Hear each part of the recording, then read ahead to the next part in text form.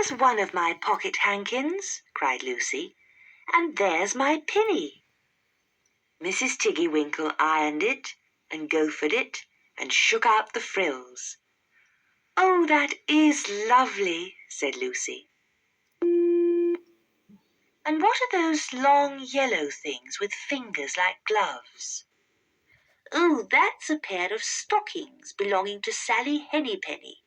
Look how she's worn the heels out with scratching in the yard. She'll very soon go barefoot," said Mrs. Tiggy-winkle. "Why, there's another hankersniff, but it isn't mine. It's red." "Oh, no, if you please'm. That one belongs to old Mrs. Rabbit, and it did so smell of onions. I've had to wash it separately. I can't get out the smell." "There's another one of mine," said Lucy. "What are those funny little white things?" "That's a pair of mittens belonging to Tabby Kitten. I only have to iron them. She washes them herself." "There's my last pocket hankin," said Lucy. "And what are you dipping into the basin of starch?" "They're little dicky shirt fronts belonging to Tom Titmouse. Most terrible particular," said Mrs. Tiggy-winkle. "Now I've finished my ironing, I'm going to air some clothes." "What are those dear, soft, fluffy things?" said Lucy. "Oh, those are woolly coats belonging to the little lambs at Skelgill." "Will their jackets take off?" asked Lucy. "Oh, yes, if you please'm. Look at the sheep mark on the shoulder.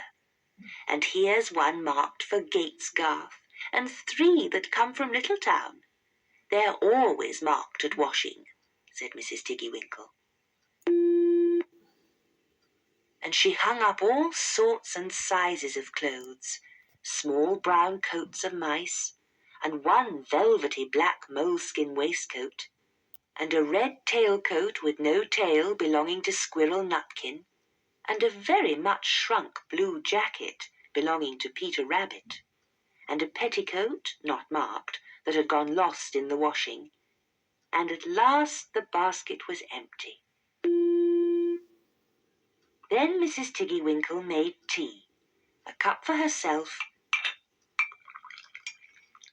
and a cup for Lucy. They sat before the fire on a bench and looked sideways at one another. Mrs. Tiggy-winkle's hand, holding the teacup, was very, very brown, and very, very wrinkly with the soapsuds.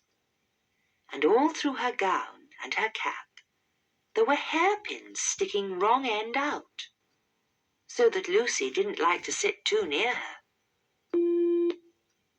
When they had finished tea, they tied up the clothes in bundles, and Lucy's pocket handkerchiefs were folded up inside her clean pinny and fastened with a silver safety pin. And then they made up the fire with turf, and came out and locked the door, and hid the key under the door-sill.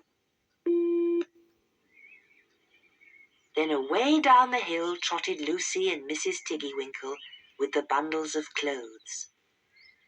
All the way down the path, little animals came out of the fern to meet them. The very first that they met were Peter Rabbit and Benjamin Bunny. And she gave them their nice clean clothes, and all the little animals and birds were so very much obliged to dear Mrs. Tiggy-winkle, so that at the bottom of the hill, when they came to the stile, there was nothing left to carry except Lucy's one little bundle. Lucy scrambled up the stile with the bundle in her hand, and then she turned to say good night and to thank the washerwoman. But what a very odd thing! Mrs. Tiggy-winkle had not waited either for thanks or for the washing bill. She was running, running, running up the hill, and where was her white frilled cap, and her shawl, and her gown? and her petticoat. And how small she had grown, and how brown, and covered with prickles. Why, Mrs. Tiggy-winkle was nothing but a hedgehog. Now some people say that little Lucy had been asleep upon the stile, but then how could she have found 3 clean pocket hankins and a pinny pinned with a silver safety pin?